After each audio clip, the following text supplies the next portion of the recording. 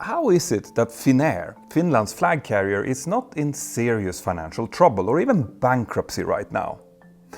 When the war in Ukraine escalated in 2022, a lot of analysts predicted that the conflict would cripple the world's airlines, and especially Finnair. But that didn't happen, so how? Well, as it turns out, the survival and success of this airline actually tells us some very useful things about the state of aviation right now, and it also gives us a hint about what to expect from the future. Stay tuned.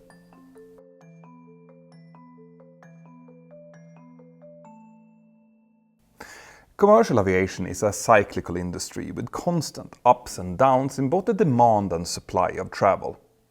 In that kind of environment, having a good strategy is obviously really important, but even if you have that, bad timing can still ruin everything.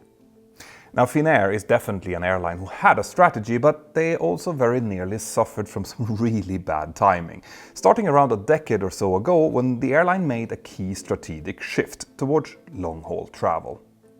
Now, I'm not going to give you a full breakdown of Finnair's history here, but basically the airline is not too different from many other flag carriers around the world. They have the usual mix of narrow bodies and wide bodies, and they're not new in the game. In 2024, they celebrated their 100-year anniversary, and with that, they claim to be the 5th oldest airline in the world. Finnair have operated a lot of aircraft types over the decades, but in recent years they have gradually settled on to Airbuses for most of their needs, apart from some ATRs and Embraer E-jets, both of which are operated for them by Norra, their regional affiliate airline. In 2007, Finnair then became a launch customer for the Airbus A350, and they were actually the first airline to operate the type in Europe. Initially, the plan was that the Airbus A350s would replace their older 4-engine Airbus A340s and maybe even some Airbus A330s as well. But that plan later evolved quite a bit. You see, Finnair only ever operated 7 Airbus A340s and 8 Airbus A330s, and whilst the A340s are now all gone, all of their Airbus A330s are still around, which is key to today's story. Finnair now has 18 Airbus A350s as we record this video, with one more due very soon. So in total, they have a fleet of 80 aircraft, of which 26 are wide bodies. That's an expansion from 15 just a few years ago, and the Airbus A350s are still less than 10 years old, while the Airbus A330s are on average around 15 years. By comparison, the airline's narrow-body fleet is much older for the most part. Their Airbus A321s are relatively new, but their A319s and 320s are on average well over 20 years old, and yet Finnair hasn't ordered anything new to replace them. Now, that might change soon, although, as I've explained in many of my other videos, Airbus in particular is quite slow in delivering new jets right now. Their backlog means that if you order an Airbus A320 or a 321neo today, you might actually receive it 8 to 10 years from now. And if that would happen, that would mean that a 22 or 23-year-old Airbus A320 that Finnair has could be over 30 years old by the time that the airline takes delivery of any new neos, assuming that's what they're going to do. Of course, there is a chance that they could look for newer leased jets instead, but these aren't that easy to come by either. So, what has actually happened?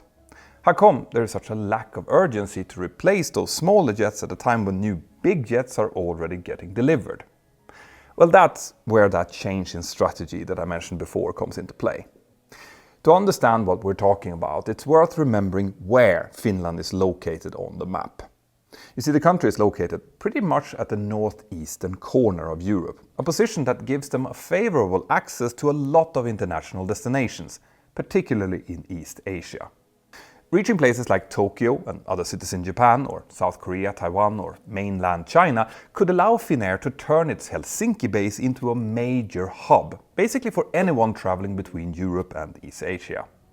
Now, to be clear, none of this is entirely new for Finnair. The airline has been flying to Asian destinations since the 1970s, and they first flew non-stop between Helsinki and Tokyo back in 1983. But by expanding its long-haul capacity, Finnair obviously sought to turn its home base into a viable hub between Europe and Asia, as opposed to just a link between Asia and Finland itself. Finnair started taking deliveries of its new Airbus A350s in 2015, and by 2017 they had enough of them to retire the last of their Airbus A340s for good. And the deliveries then continued quickly in the next couple of years. Then the pandemic hit. Obviously this hurt everyone in the industry, and like everyone else, Finnair did things like convert passenger jets over to carry cargo and generally just braced for the very worst. But then, a couple of years later, some international travel to Asia slowly began to recover, which allowed Finnair to finally resume its operations there. And then came Russia's full-scale invasion of Ukraine. And with that came the international sanctions that stopped Russian airlines from flying over Europe and other sanctioning nations, which caused reciprocal Russian sanctions blocking all European carriers from Russia's airspace. Looking back at Finland's position on the map, it's clear that part of Finnair's strategy was to spend quite a lot of time overflying Russia in order to make those links to East Asia as competitive as possible. So avoiding Russian airspace meant that flights now basically had to fly initially straight to the north over the North Pole and then onwards towards Alaska, reaching the Pacific Ocean before turning towards Japan. In other words, the war and the sanctions turned Finland's location from a great asset into a massive obstacle, almost facing a literal wall that they just couldn't fly through. So by all accounts and logic, they were screwed. So how devastating did this turn out to be for Finnair then? Well, in 2023, Finnair posted a profit, reportedly its highest full-year profit for over a decade. What? And that was due to some quite risky new strategies, which I will soon get back to. But what this proved once again was that taking risks in business can sometimes pay off big. But that's not the case when it comes to your online security, and that's where today's sponsor, NordVPN, comes in. When we are researching aviation incidents or these kind of stories, we sometimes end up in some pretty sketchy corners of the internet. But luckily, we now use NordVPN's Threat Protection Pro, which has a safety indicator that evaluates websites before we even open them. That's a huge help for my team, and there are many other great safety features as well, but obviously Nord is not just about security. I also use them to help stream my favorite content, especially now that the racing season is in full swing. With servers in over 60 different countries, Nord can help stream live sport from around the world without you having to deal with laggy streams, missed games or those spoiler-filled recaps. And the best part, Nord now has an amazing offer for you, my viewers. If you sign up for their 2-year plan using this QR code or the link in the description here below, you'll get 4 extra months. Plus, with Nord's 30-day money-back guarantee, you're not really risking anything by trying them out. A huge thank you to NordVPN for their continuous support of my channels. Now let's get back to Finnair and their strategies for survival. Now at this point it's worth pointing out that Finnair obviously wasn't alone in facing these problems with a blocked Russian airspace. To a greater or lesser extent, many airlines had to either give up certain promising routes to Asia or had to accept that they would pay a big price in efficiency if they wanted to keep operating them. Over in the United States, a startup called New Pacific Airlines had similar plans to use Anchorage in Alaska as its hub for connections into Asia, because from there, even with Russia's airspace being unavailable, this airline would still have decent access to much of East Asia. But the uncertainties of the pandemic and those sanctions still stopped them from going ahead. So they eventually launched operations in 2023 as a charter airline instead. Now, similarly, but in a slightly different way, Icelandair is using its own hub in Iceland to bridge the Atlantic. Now, obviously, airlines can easily fly directly between North America and Europe without a stop halfway over Iceland, but Icelandair are using their hub to enable single-aisle aircraft to do this cheaper, at least in theory. In practice, though, other airlines in Iceland, like WOW and Play, have also tried the same thing and not always very successfully. There's much more to that story that I don't have time to cover here. Icelandic airlines probably deserve their own video, to be fair here, but let me know in the comments if you think that I should do that, and don't forget to like and subscribe while you're down there. Anyway, at this point I'm sure some of you are wondering what Iceland has to do with this story, since obviously Russian sanctions are not involved in that. But what I'm trying to point out here is that creating a hub operation depends on much more than just the geographical location of the hub itself. And it's easy to get something wrong even when there aren't any wars or airspace closures to worry about. So going back to Finnair, losing access to the Russian skies didn't just make the flights less efficient, it also introduced several other operational issues. For example, before the sanctions, the flights were short enough in duration so that many of them could still be operated with only 2 pilots in the cockpit under EASA rules. Then after completing the flights, the crews could just go to a hotel and rest, with the plane staying at the airport overnight, and it could then be flown home the next day using the very same, now rested crew. But the much longer routes that now skirt around Russian airspace means that each aircraft also needs an augmented flight crew with 3 or sometimes even 4 pilots. And the required rest periods might make even more pilots and cabin crew necessary on top of that. So all of these extra crew needs and extra fuel involved would make for some very questionable economics on some of these routes. But that didn't happen to all of them. Somehow, Finnair actually managed to continue flying to Asia. According to Fortune, before the war and the sanctions started, the airline flew to Japan 40 times per week, and as of February of this year, they're still flying there 20 times per week. Now, Finnair did this by choosing its routes very carefully. For example, they are the only airline flying directly from Europe to Nagoya, Japan, and thereby holding up demand. But another key to their success is the efficiency and range of the Airbus A350 aircraft that they're using. They would never have been able to operate these longer routes with their Airbus A330s, and even if their old Airbus A340s had the range for some of the routes, their economics would have been even worse. But on top of that, in order to remain profitable, Finnair also had to do something with their Airbus A330s. Like I said before, they have kept them to this day, so clearly they found other roles for them. But what? Well, the most obvious thing was to switch to other destinations in order to fly to places which weren't affected directly by these sanctions. For example, Finnair previously didn't fly as much to the United States as other European carriers did, but that has now changed. In recent times, they have either added or increased flight frequencies to Chicago, Dallas, Miami, New York, San Francisco and Seattle, for example. And by doing that, they have effectively rebalanced their network. But that wasn't all of the tricks that they had up their sleeve. Initiating flights to completely new destinations is often difficult to do and can take time to evaluate properly. So Finnair also found temporary homes for some of their Airbus A330s by wet leasing them out. This means that the airline agreed with other airlines to send over their jets and their crews to fly and maintain them for a predetermined period. They did this with Discover Airlines in Germany and also with Qatar, flying between Doha and Copenhagen, Stockholm and Helsinki. And doing that meant that it was relatively easy for Finnair to switch crews and aircraft if needed when they flew back over to Northern Europe. But the most creative wet leasing that Finnair did involved Airbus A330s and their crews flying off to Australia. And here is where we have to talk a little bit about an Airbus party trick called mixed fleet flying. You see, airline pilots typically fly on only one aircraft type, which can include different variants within the same type. For example, in the Boeing 737 family, a pilot type-rated on the 737-800, like I am, can also fly on the 737 MAX 8 and MAX 9 with just some minor necessary difference training.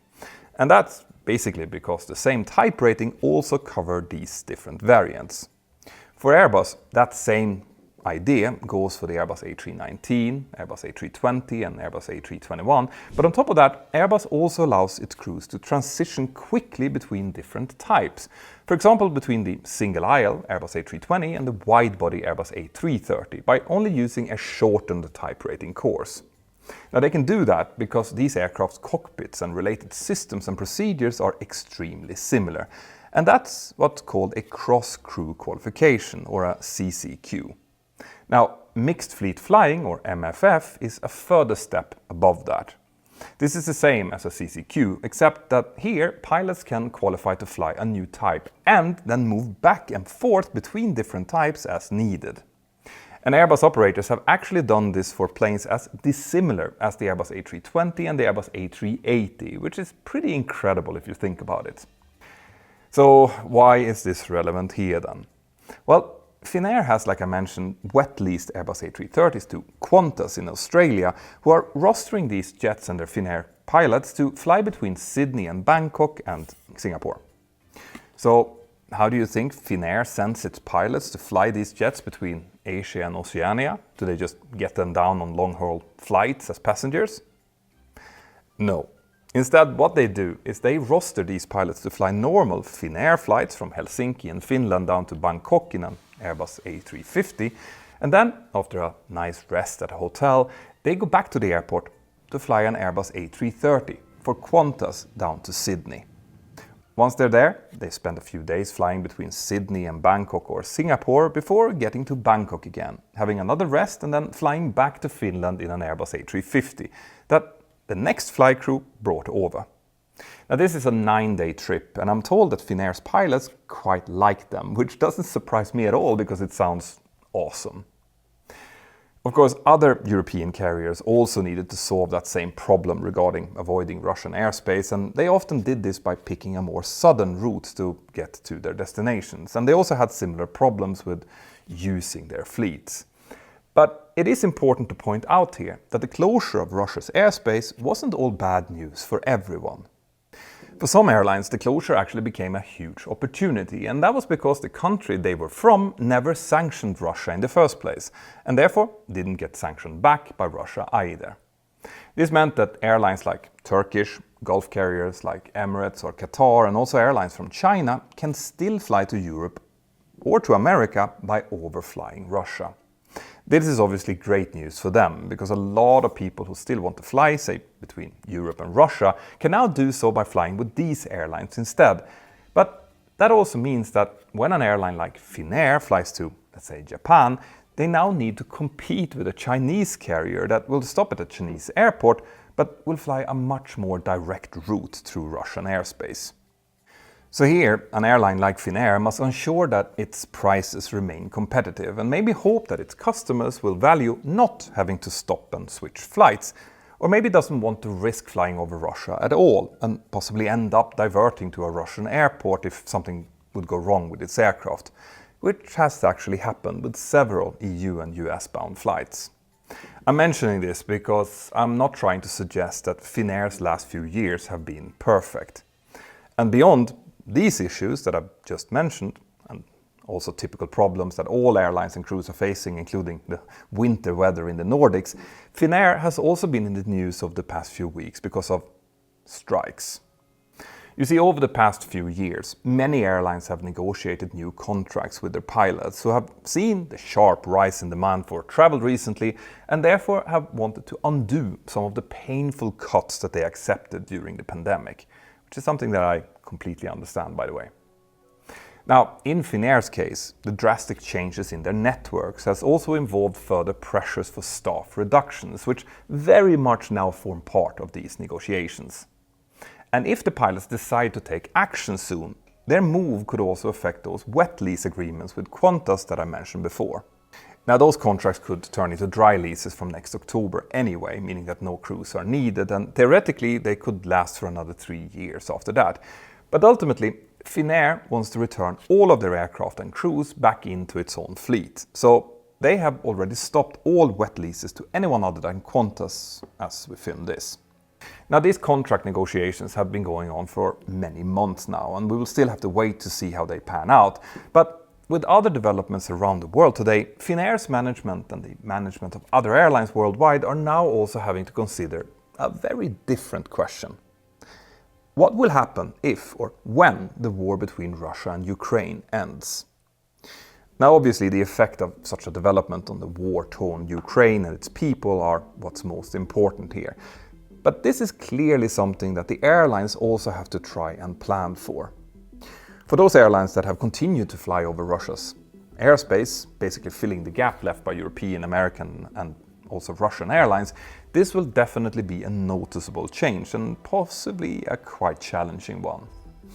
And for Western airlines, this will likely be good news, but also cause a very new dilemma. You see, without getting into politics here, it really all depends on what the end of the war will look like and how reliable it will be. For example, it really isn't clear if all sanctions will be suddenly going away, or even how quickly airlines and their insurers will want to fly into or even over Russia. This will definitely be covered in a separate video when this happens, but for the likes of Finnair, returning to their original fleet utilization strategy is therefore far from a given. Because if Finnair is actually quite happy flying its planes more frequently to the United States, Canada and Mexico, it might not be in a big hurry to force itself to rebalance its network for a dynamic return to Asia, whose future will likely be unsure for many years still to come, no matter what happens. And that's especially true since they never actually really left it. Ultimately though, what Finnair's story over the past few years has shown us is just how strong the recovery of the demand for international travel has really been.